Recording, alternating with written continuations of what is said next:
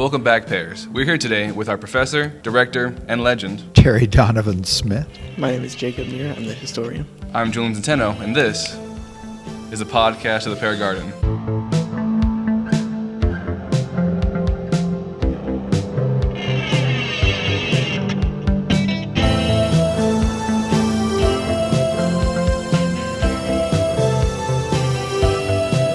Hi, welcome, Terry. Hey. Long-awaited guest. So, we've been trying to get you for a while. Well, we've had plans for a while, since like the last board. So, I do know that you have a play coming up, and we'll get to that one. But first, we want to ask about Terry. So let's start. What did you major in college? I have 3 theater degrees. My undergraduate degree is a Bachelor of Fine Arts in Acting, and I have a master's in theater from Cal State Northridge, and a PhD from the University of Washington, and the PhD is in drama, theater history, and critical theory. Yeah, I'm a theater nerd. Yes. After college, did you do any shows while you were in college? I would assume you did, because. Yeah, I did a lot of shows actually. Starting from as soon as I got into school, my first year in school, I went to Florida State University, and they had a big program. I'm trying to think now. I think it was 4 theaters. So I think I one time tried to figure this out, but I think I did in the 4 years or 4.5 years it took me to get through school, about 50 plays. I was part of a improvisational children's theater company. I did at Florida State. I did a whole bunch of they had studio productions. They had main stage productions, and I was out in the summers. The second summer I was there in Tallahassee, which is where Florida State is. I did the summer program at the Oslo Theater, which is an equity theater. I was 19 years old, and the theater did 10 shows in rotating rep plus 4 children's shows, and I was in 4 or 5 of the shows. I worked backstage on a bunch of them, and that was 3 months of just all day work. Then I dropped out of Florida State University and toured with a mime company for a few months before they went broke. And then I ended up at Virginia Commonwealth University in Richmond, and I was part of the conservatory program. They had 300 majors, and I was one of the 20 that were part of the conservatory program, and we did 2 shows in rotating rep, plus we directed shows, plus we did the main stage shows. So it's hard to figure out exactly how many plays, and I can't actually remember them, and I didn't keep keepsakes from a lot of them, but it was between 45 and 50 plays before I finished undergrad. Amazing. Now, did you work more like the acting, tech side, directing, both, all 3? Well, in the conservatory program, we had to direct every semester, direct other undergraduates. I didn't do a lot of tech. At FSU, Florida State, I did lighting. I did a lot of lighting, hanging lights, big theater, like 700-seat theater, and in our main stage. And I did sound. This is back in the day when sound was actually cutting pieces of tape and splicing them together. So I did a lot of sound and lights, and of course, just like everybody else, I worked backstage. I was an ASM. I was a stage manager. In Virginia, we had a summer stock season every summer, and we did 3 or 4 shows over the course of the summer, and we got paid a little bit of money, but mostly it was just for doing it. And at VCU, Virginia Commonwealth, it was all acting. That's all I did, because of the conservatory program. Yeah. Just start in the morning, go all day. So Terry, what did you do after you got out of college? That was in Richmond. I moved to Washington, D.C., which is about an hour and a half away, and tried to do some theater there. It wasn't very successful, and then it took me a little while, but I saved up some money and came to Los Angeles. So it was about a year after I graduated that I got to L.A., and I started, I had a day job. I was a bartender. I worked at clubs. For 2 years, I worked at the Comedy Store on Sunset, and then I was the bar manager of the now defunct Comedy Store in Westwood, and that was fun because Westwood's UCLA, and we had a lot of college students there. And we also got to watch the comedians because at the main room on Sunset, that you were way back in the back, but in this it was one big sort of room, and that's when Jay Leno and Robin Williams and David Letterman and Michael Keaton they were all just starting out. And so I got to see a lot of the early days of them coming in and doing 10 or 15 minutes 2 or 3 times a week. It was really, really heady stuff, and I was working clubs so that I could be available for auditions. I didn't get a lot of work. I was able to join Screen Actors Guild with some small stuff after being there for a while, and then I moved to Berkeley. I was with a wife that I'm no longer with, but she was in school at Berkeley, and that's when I started working. So after I'd been there maybe 6 months, I got an agent and I started doing work. So for the next 10 years, I did commercials, industrial films, the occasional TV show, did some HBO stuff, but I made my living being an actor until I went to Cal State Northridge because I turned 40, and life changes as an actor when you make these big 0 years. But for the first 15 years, I just worked at being an actor, did a lot of theater, and theater doesn't pay a lot. So I did the commercials to support my habit of doing theater. And do you have a favorite commercial or TV show you did during that time?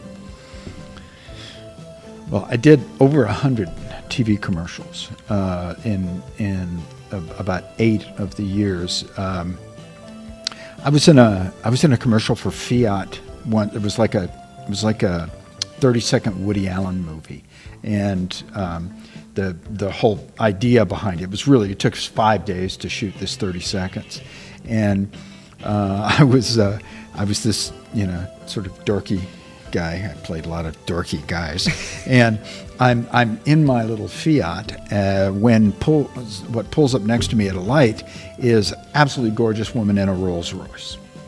And we had to shoot an extra day because the Rolls Royce was the wrong color. And I'm just going to tell you, the Rolls got paid a lot more than I did.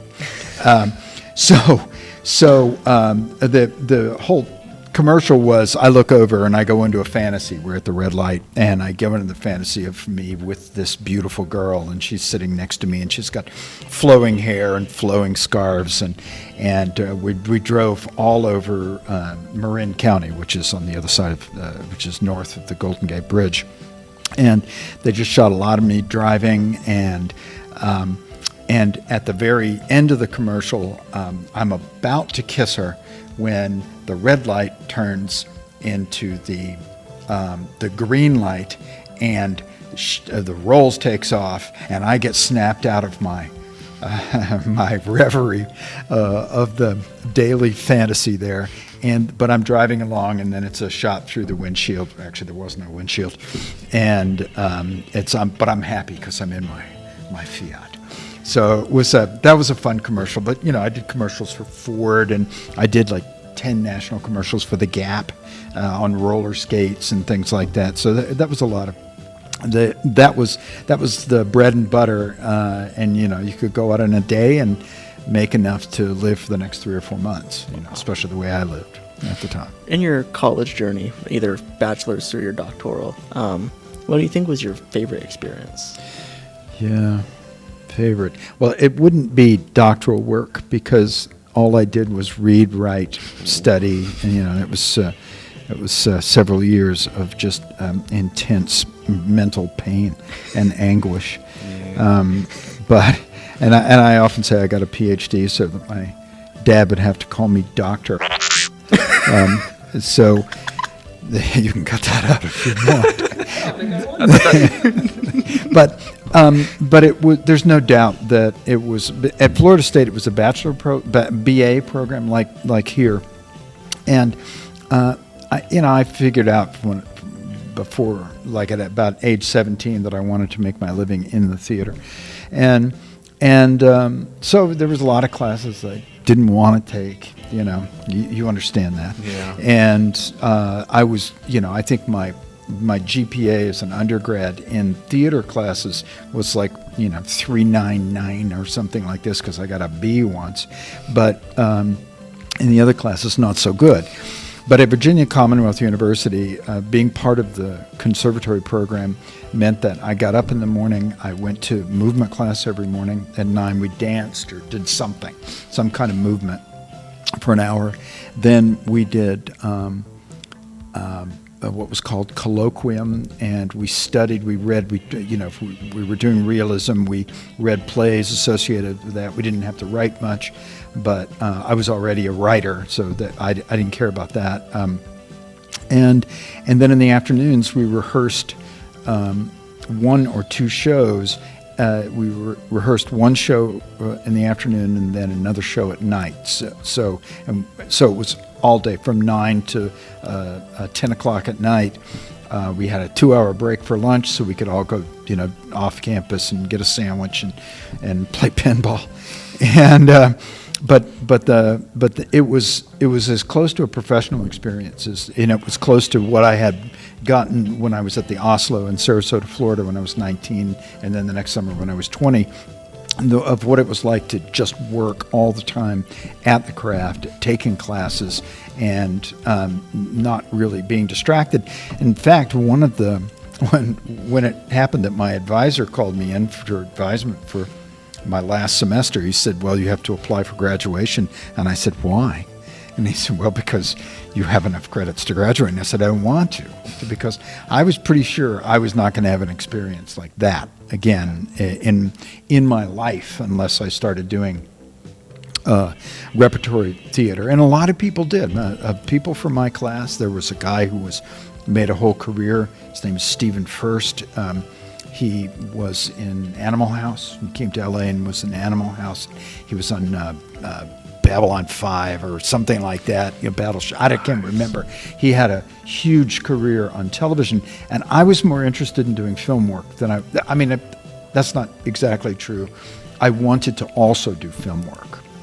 So that was the headiest time, even though I did a lot of shows at Florida State and it was a really different environment. This was a concentrated environment that really almost is like, since I worked in an MFA program before I came here, it's very much like an MFA program. So, we still had to take some English classes for writing and things like that. But I actually enjoyed writing for scholarly and academic things. I kind of had to once I got into a doctoral program. Yeah. But that was the best part for me. Okay. Yeah. That sounds fun. Now, as an actor and just someone who's been in the creative field for so long, you kind of around so many creatives, you just adapt certain skills, hobbies. Before I was a theater nerd, I was a band kid, and so I started playing in the bands when I was 12, so 6th grade, I think that's right, and so from 12 to 16, when I did my first play, I was in marching band, during football season. This was I started in Oklahoma. My father's military, so we moved around. And so I started in Oklahoma, and then we moved to Nebraska, and I was in marching band and orchestra, and I played clarinet. I played different sizes, if you will, different types of clarinet. I played the regular B flat, which is the one you recognize, the E flat contrabass, which is a really big monster thing, and a bass clarinet, which looks like somebody stretched out a regular clarinet. But then right along the way there in Nebraska, that's right about the time I started getting into rock and roll, so I play guitar. Guitar has gotten me a lot of parts, actually, to be able. I've used to do that. I played in bands all the way along. But I think that the question is more like at hobbies, things that I do along the way. Music is like the big part of my life. I was just getting in touch with somebody I knew at VCU, through social media, and we were just catching up, and she reminded me that even then I did all the music for the play that she directed me in. Because I wrote some of the songs, and I played guitar for them, and then I got some other music, just from the radio. We had radio and records back then, and that's kind of what I do. I mean, I try to. I ride bicycles, and I was always, well, not in college. I wasn't an athlete, but I had to dance all the time, and that's a lot of really good aerobic activity. What ended up bringing you towards CSUSB? After I finished my PhD at University of Washington, I taught there I got hired in the winter quarter. We were on quarters there. I think they still are. And to teach the class that I had been an assistant in during, for my assistantship. And it was a big class, Introduction to Theater, 500 students, huge lecture hall. And I had the TAs would each teach a 25 student breakout section, 2 of those. And they hired me to do that. And so that was kind of my trial by fire in teaching large lecture classes, which became one of my signature skills. Okay, so I did that for 5 quarters and then got hired. But you can't work at the place where you get your PhD for very long, because they always consider you a student. So that is kind of an unwritten rule that no one would ever get tenure at the place where they got your terminal degree. So I applied for a lot of jobs all around the country, and I got hired at the University of South Carolina, and actually as a visiting assistant, and then they did a tenure track search, and I got that job. I was rising up in the ranks there because of my professional work. I taught in the MFA acting program, actually the whole MFA program, trying to help them understand, analysis, how to read plays from a performer's point of view. And it was very, very political there. And I'm going to set this up. So tenure is very difficult to get, and I had nothing but positive, but they were very political, and I ended up not getting tenure at the University of South Carolina, and it things can feel really bad, but I had been trying to get a job in California since I got to South Carolina, because South Carolina is a bad place to live and a bad place to raise children. And my son was born in Seattle, but he had he was growing up there and picking up Southern accents and all of that. So for the year, the next year, I applied to every place I could find on the West Coast, and Cal State San Bernardino. I got offered 3 jobs, but I chose California because I had lived in California for so long after college, and my wife is a native Californian, and we met in San Francisco when I was working as an actor, and actually she was a producer on a play that I was hired to do. I don't know if that's harassment or not, but anyway, she was an actor in it and also a co-producer of the play. But she wanted to get back home to be near her family up in Northern California. So that's what brought me here. And I chose this. I got also offered a job in Florida, which would be close to my family, but I'd rather be in California. And so we, and also my visit here, you always go on a campus visit when you're going to be hired for a tenure track job. My visit here was really good.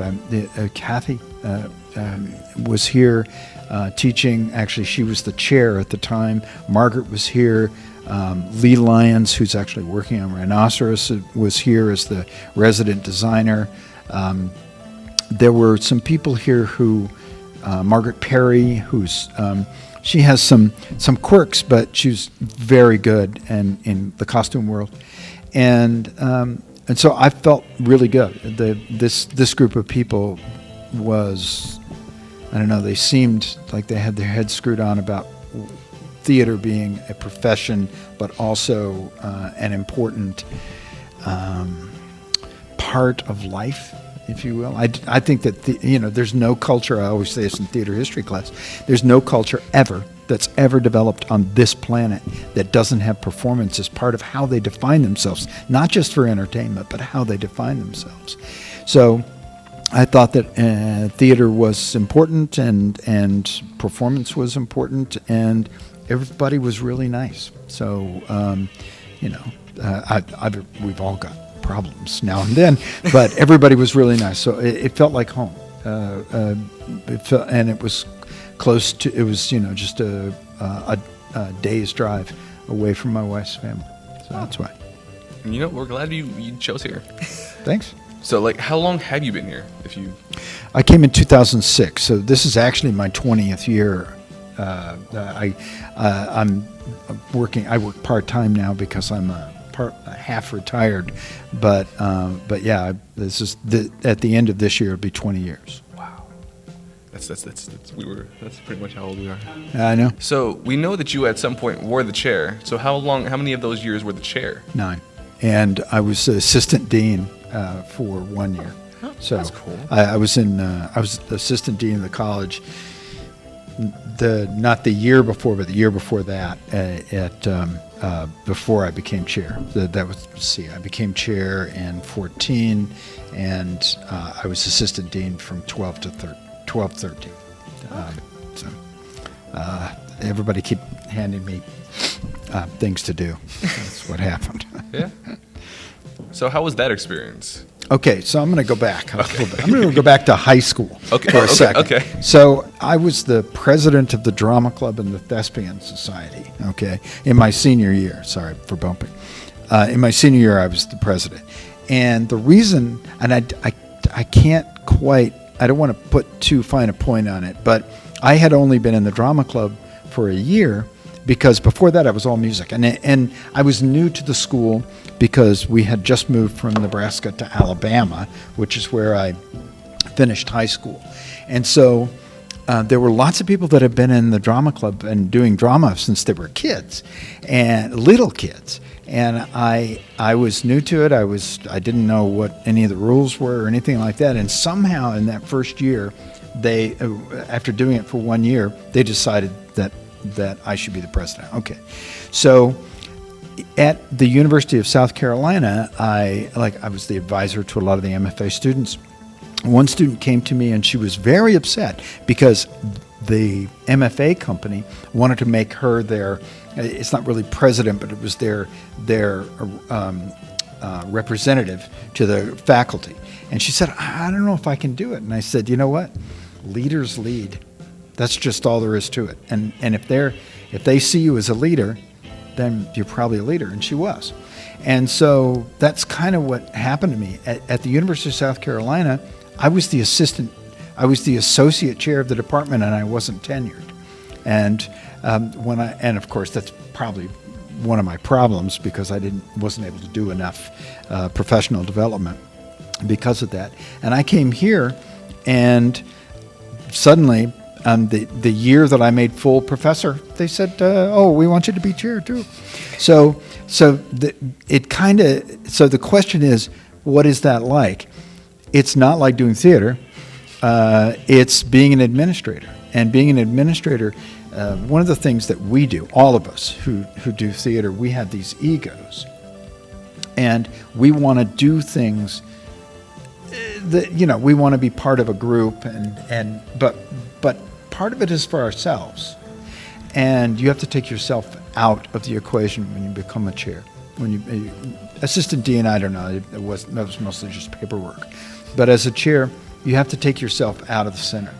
And I think that one of the things that prepped me for it was being in that company, that conservatory program, because there were no stars. We were all of us good. I mean, we knew we were good, but there were no stars, and we all were treated the same. And sometimes we played small parts, and sometimes we played leads. And that kind of, I don't know if you might call it a socialist environment, but it's an environment where everybody is doing something for the good of the group. That I hadn't thought about it much like that until actually not that long ago. Once I semi-retired, I started thinking about that. Why did I end up in those situations? And yet, out of the 20 people in my conservatory, a bunch of them worked for many years in New York, in theater. In fact, one of them, I can't remember the young man who's the star of The Bear, and he's White. Jeremy Allen White? Yeah, he's the son of one of my close friends. Oh wow! Who was one of the company members in the conservatory program. She moved to New York, and yeah, he was, and he's now playing the boss in a film, right? But that's the kind of environment we were in. So being a chair is really, really hard, especially a chair of a program like this, where you've got a lot of personalities, a lot of people who want what they want. And you have to, once you take yourself out, you have to figure out, well, what's a consensus? When do I have to make a decision? And that. So after 8 years or 7 years, and it's three-year terms, I decided that was going to be my last. I just didn't want. I wanted to get back to doing something I really wanted to do. I wanted to put my ego into it, I guess. As a professor, what is your favorite class to teach, or what was your favorite class to teach? Ask that right now too. What's that? Oh, you right now too. Yeah. That's okay. I'm on. I have taught a lot of different classes. I like literature classes, although I'm just going to say it, that's harder now because people don't know how to read. I mean, they do know how to read, but attention spans have actually reduced because of smartphones and all of that, and everybody knows this. There's all kinds of research on it. So actually reading a whole play is sometimes difficult for students, and so that can be difficult. I like teaching my acting classes. The acting for the camera is a lot of fun to teach, and because I can give them exercises so that they don't have to learn it the way I learned it, being paid at the time, and making mistakes and having to realize your mistake in the moment. So, it's not about talent, it's about craft. And craft is so much part of what it is to be an actor. I like teaching theater history because it's because most people hate history, and I want to give them my approach to theater history is that this is a great way to learn how to steal ideas and plans and things like that. But I have to admit that my big lecture classes, which I didn't actually say this about coming here, is that I really came to teach the world drama class. That was part of my mandate, and I turned it into a large lecture class. So it was good money for the department, but I could teach 200 students the same way I could teach 100 students the same way I could teach 30, because it's about getting people excited about theater. And what I liked about that, no majors ever in there, is people would come to me and say, I never really went to a play, and they would always be required to come and see our plays. And it's not like that anymore. Everything's changed in the curriculum. But it was when people would come to me and say, Thanks. This was a lot of fun. I learned things. I taught 170 students every quarter for 6 straight years. So I was kind of keeping the department afloat in terms of cash from the dean's office. But it used to happen to me all the time. I would be at Stater Brothers, and whoever was bagging the groceries would say, "Hey, Dr. Smith," and I would never know them because there was too many of them. In fact, I would always say at the beginning of each one of the classes, at the beginning of the quarter, I would say, "Listen, there's 170 of you, there's one of me. If I know your name, it's probably not a good thing." So that one was, I have to say, that one was the most satisfying to teach. And I had it down. I had my banter down. I knew what I was going to talk about every time. I didn't have to think about it. I just went in and showed my slides and rapped for a while. So that was kind of fun. And grading was easy because it was such a big class. It was all done on Scantron forms. I don't know if they use those things anymore, but yeah. Acting classes are always fun.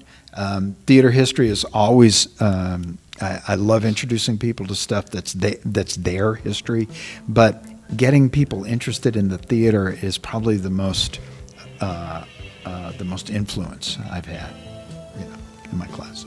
So, as you said, you worked in LA and near Hollywood and all that, and you worked with film, a lot of film, TV stuff. So, are there any films that we would have seen, or TV that we would have seen here?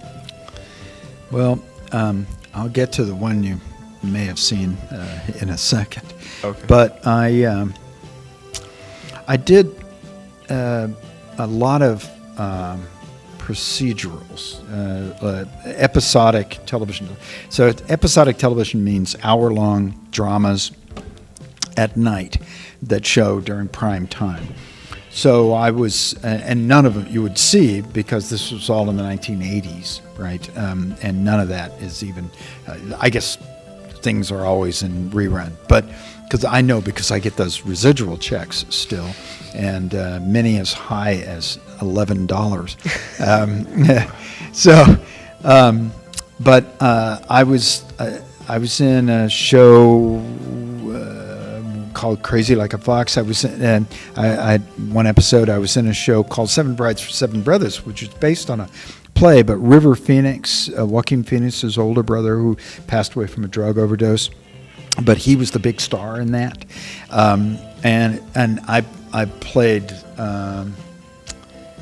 like a music producer, but if you are a musician and you know things about music from the 1960s and 70s, Levon Helm was the guest star, and it was all about music, right? The whole series, and Levon Helm was the mandolin player and drummer for the band. The band is the group that backed up Bob Dylan, and he was also in The Right Stuff. He played Sissy Spacek's dad in Coal Miner's Daughter, so he was the father. And I think she got an Academy Award for that. But he was a big actor at the time. So most of the stuff would not have been you would see. The one that you might have seen, and although I'm in it and I still get residuals from it, it's my mother saw it and she couldn't find me in it, even though I had lines. It's Cujo, which was. So I don't recommend you go and try to find me in it. I'm in the first 10 minutes. My name is at the end of the credits, so I know I was in it. But they, it was just a weird thing. It was actually shot near San Francisco, and it's supposed to be in New England, but and that's where Stephen King is from, and. So a buddy of mine, there were 2 people picked from photos to come up and audition at the location, someplace in Sonoma County, which is about an hour north of San Francisco. And we went there. We both auditioned. We drove home. He had a car. I had a car. He didn't, I guess. And so we got back, and then our agent, it was the same agent, called me and said, "Okay, you're booked for the film." they want you on location this date, and so I got there. I had to play a car mechanic, and I'm underneath a car and all this, so that I'm all greased up and everything. And the director comes up and says, "Now I want you to do that New England accent that you did at the audition." And I said, "I didn't do a New England accent. I don't know how to do a New England accent." And he went, "Oh, so they probably hired the wrong guy." Right. So I did my thing. And under the car, I had 4 or 5 lines, something like that. I can't remember if a few of them made it into the film. And then I would see the movie when it opened, and that's cool, right? There, and it's in the first 10 minutes, and they dubbed somebody else's voice in with a New England accent. This happens. I went to my agent and I said, they dubbed me. They can't dub me without asking me to come in and do the ADR, the looping. They have to give you the opportunity, so they pay me some more money, but to shut up. But that's probably the only one you would have seen. I played a lot of cops and I played bad guys. So there, and that's all the kind of stuff that you see on TV now, second cop from the right. I usually had a name and a good costume, and I looked like a cop, So yeah, probably not anything that you would have seen, although occasionally I was on this episode of Hunter, and occasionally somebody will call me or send me a or an email or something and said, "Hey, I saw you on TV today." So that I know the stuff is around because I keep getting these tiny little residual checks. I mean, at least you're still admit. Yeah. And so, since you were around Hollywood so often, I know you mentioned you saw Robin Williams, Michael Keaton as they were starting up. Did you see any other famous people around? You mean like comedians or just famous people just around? In general, yeah. Well, I'll tell you what. It was the Comedy Store. And yes, there are all kinds of stars all the time.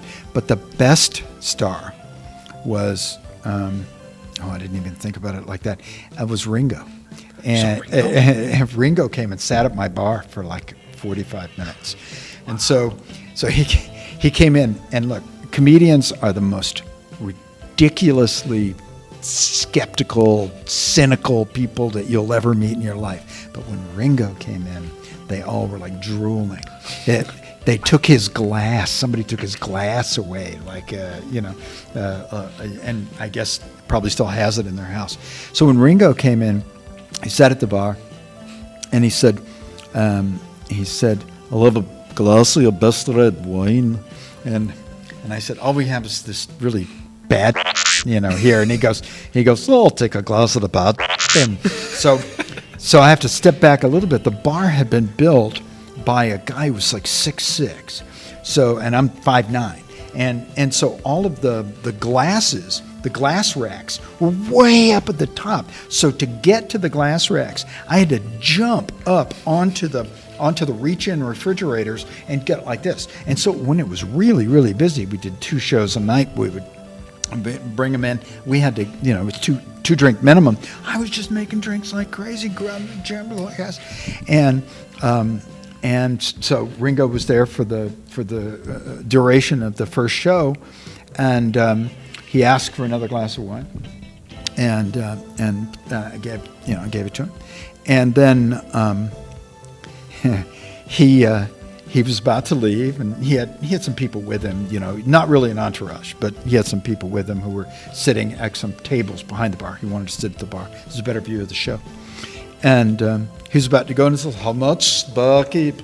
And I said, "Man, I can't charge you. You're part of my history, and probably happens all the time, right?" And he says, "Yeah, it does." And he said, "By the way, the best part of the show is you dancing all over everything here." And I went, "Oh, okay." So he tossed a 20 on there, and then I did charge him because that would be embezzlement actually, but that was the coolest and the longest. But when you go to Cantor's Deli at 3 in the morning, and you shut down at 2, 3. By 3, you've restocked the bar. Cantor's is on Fairfax, I think. Anyway, it's in Hollywood. You see people all the time, and I was never one of the kind of people that would be starstruck. Warren Beatty came in one night. I mean, they just, it was that kind of environment. And also, we went over to the, we had a back door pass to the Troubadour, which is a musical place still, and to the Whiskey A Go-Go, which is just up the street from the Comedy Store. And so all of us who worked at the Comedy Store would, we could walk down to the Whiskey, and we knew, all the bartenders knew all the bartenders, and we'd get in the back and have some drinks. So there was always somebody. Lou Reed was playing at the Whiskey and sat right across from us. And you get it's good, and you might know Gallagher. Gallagher was a comedian, just passed away a couple of years ago. He was kind of a friend of mine, and I used to hang out at his house every once in a while. But it's good and it's bad, because you get to kind of get close to stardom, and you can feel it, and then pretty much everybody working there wants to be in the business.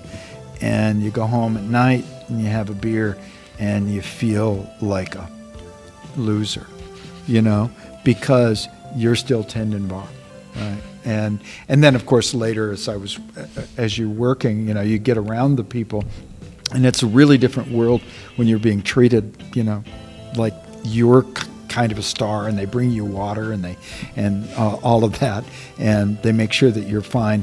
But it's still you're this close to it, but you're not there, So Ringo Starr, love you.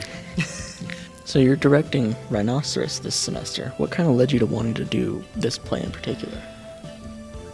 I directed it at South Carolina 25 years ago. I can't remember exactly when it was, but my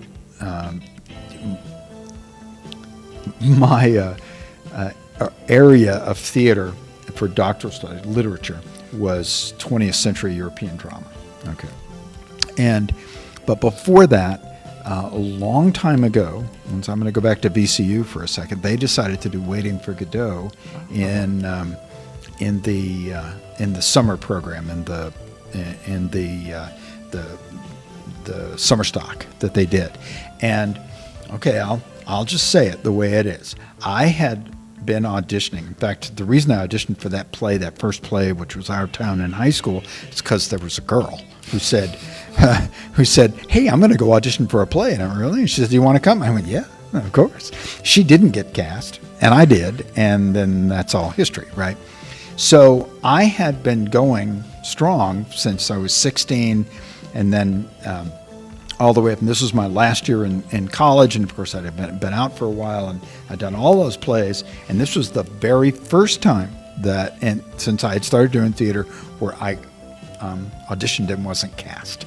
Now, it wasn't always in the part I wanted, but I was a shocking moment for me. Oh my God!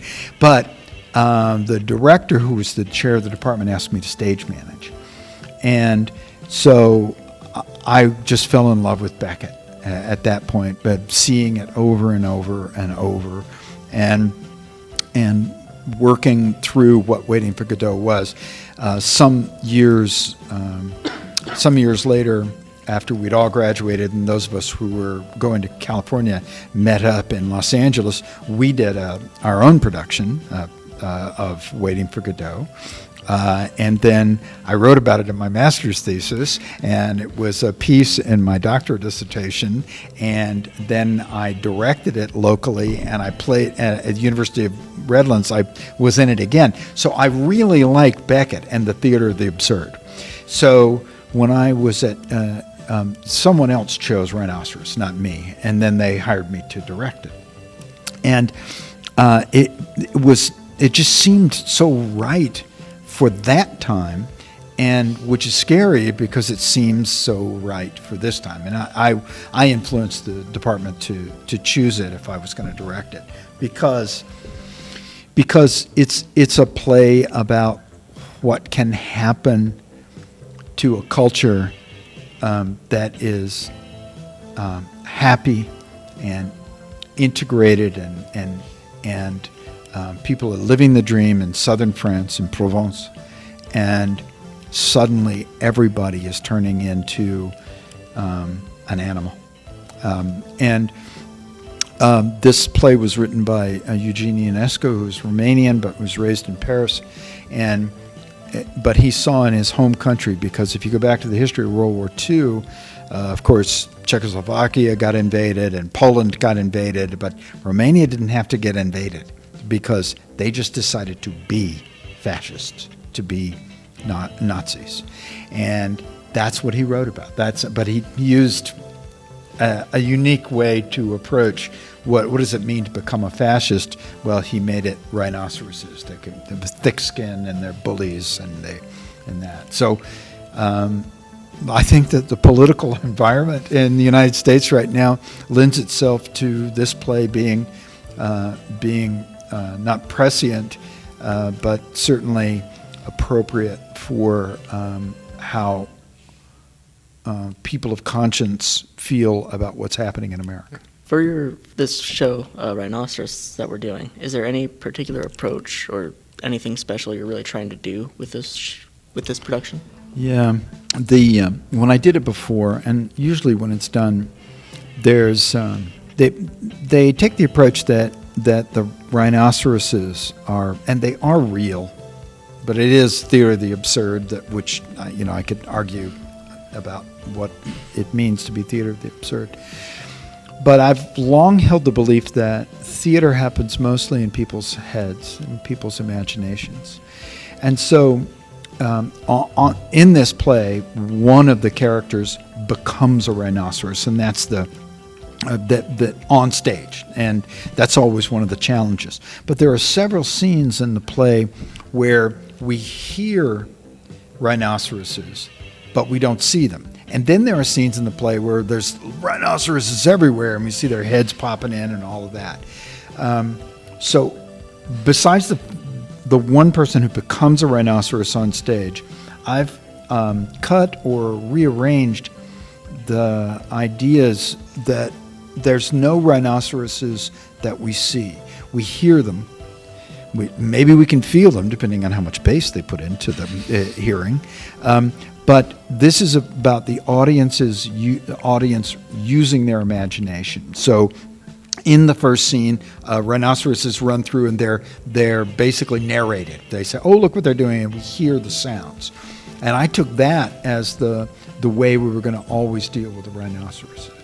I don't want to put too fine a point on. At one point, I was going to be really obvious about what the rhinoceroses are representing, but so for this, I want the audience to be able to imagine those rhinoceroses running through them, just outside of our visual.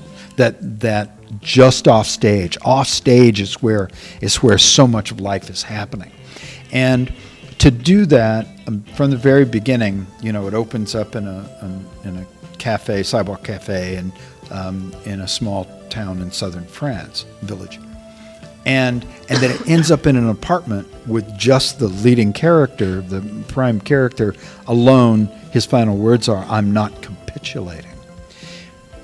But so the world becomes smaller and smaller and smaller, but those sounds from outside are there and big. So if the audience can take the ride with us, I'm hopeful that they are able to see, not that it's just rhinoceroses and what they're representing. So that's the take. We'll see. Okay. Cool. Excited to see it. When are we going to go see it? The preview is in November 13th, and we open on the 14th of November and run through the 23rd. Okay. Make sure to get your tickets at csusb.edu/theater CSUSB.edu/theater. Make sure to spell with a R-E. Thank you, Terry, for joining us. Sure. Before we do wrap it up, our president likes to ask a question to our guests. So, Jacob, do you know the question? How likely do you think you are to survive a zombie apocalypse? And how? And how? I'm one of the first dead ones. I have no skills like that. I live in the mountains, but I have air conditioning. Once the generator ran out of gas, I'd be walking down the street and they'd just eat me, and that's it. I am not a survivor. I've seen all those shows, and they scare the hell out of me. I couldn't use a crossbow. I would not be able to shoot a gun. Nope. I was one of those people that if I'd been born 100 years earlier, I'd just be dead. I have asthma. I just never would have survived past about age 12. So sorry. Well, if it does come, we'll miss you. We'll be with Matthew. Apparently, Matthew will protect us. Okay. Well, that's our episode for today. Thank you for joining us. Make sure to like, subscribe, comment, and, again, get your tickets at CSUSB.edu/theater. Thank you. Thank you.